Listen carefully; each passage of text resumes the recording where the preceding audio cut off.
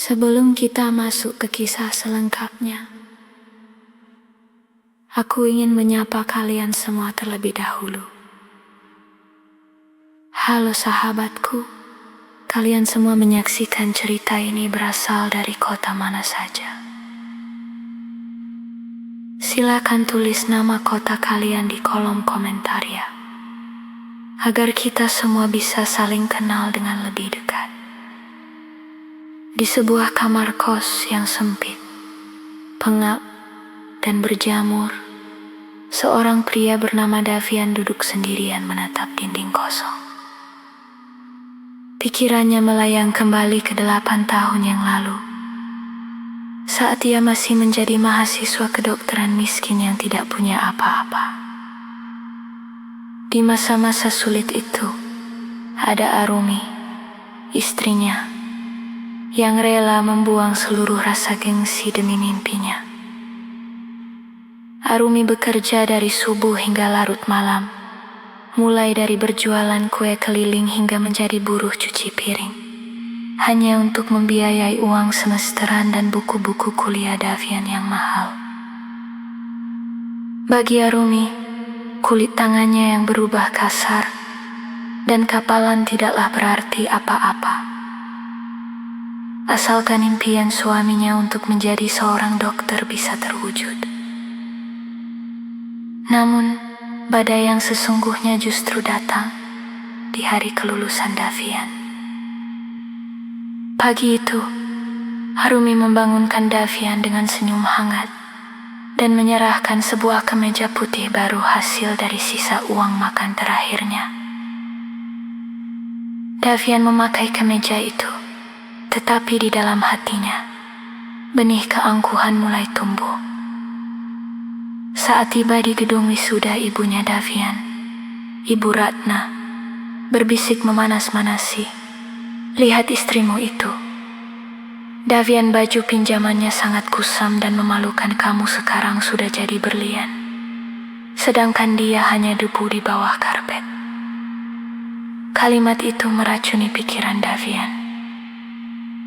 Alih-alih berterima kasih, malam harinya Davian justru menyodorkan surat cerai di meja makan.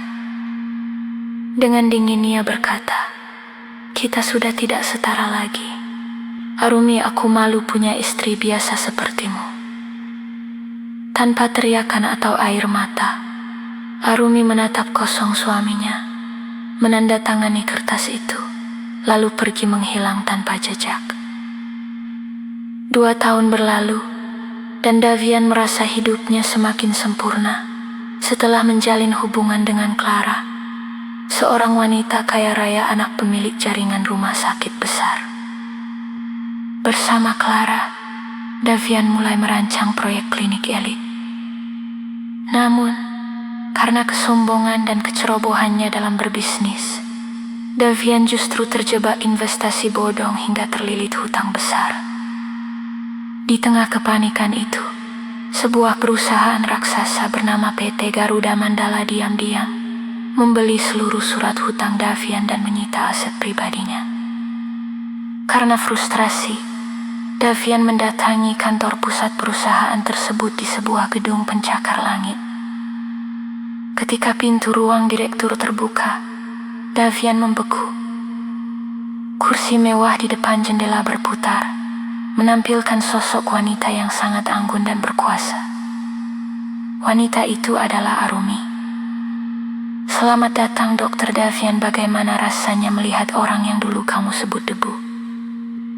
tanya Arumi dengan nada yang sangat tenang namun mengintimidasi. Davian mundur selangkah dengan wajah pucat pasi, tak percaya bagaimana mantan istrinya bisa menjadi sekaya ini. Pengacara Arumi, Bapak Wijaya, kemudian membeberkan kenyataan bahwa selama 8 tahun mendampingi Davian, Arumi diam-diam selalu menyisihkan 10% uang hasil jeripayahnya untuk diinvestasikan pada obligasi korporasi. Uang catering yang dulu diremehkan Davian, kini telah menjelma menjadi imperium bisnis raksasa. Tanpa ampun, Arumi memberikan pilihan yang kejam, menyerahkan seluruh sisa asetnya atau menghadapi tuntutan hukum atas penyalahgunaan dana proyek yang dilakukan Davian demi gaya hidup mewah ibunya. Sambil menangis, Davian bersujud di lantai memohon belas kasihan. Namun Arumi menjauhkan kakinya dan berkata, "Terlambat Davian kamu menceraikanku karena status. Maka sekarang mari kita bicara dengan bahasa kekuasaan yang dingin." Davian pun terpaksa menandatangani dokumen penyerahan aset dan jatuh bangkrut seketika. Kehancuran Davian menjadi mutlak ketika Clara dan keluarganya mengetahui skandal tersebut, membatalkan pernikahan dan mendepatnya keluar. Davian dan ibunya diusir dari apartemen mewah mereka, terpaksa kembali hidup melarat di kos-kosan sempit. Suatu malam, saat Davian sedang membongkar lemari tua ibunya untuk mencari barang yang bisa dijual, ia menemukan sebuah dokumen medis rahasia yang disimpan rapat-rapat oleh Ibu Ratna. Lembar demi lembar kertas itu mengungkap rahasia yang sangat mengerikan. Davian ternyata bukan anak kandung Ibu Ratna, melainkan anak kandung dari ayah Clara yang diculik saat bayi.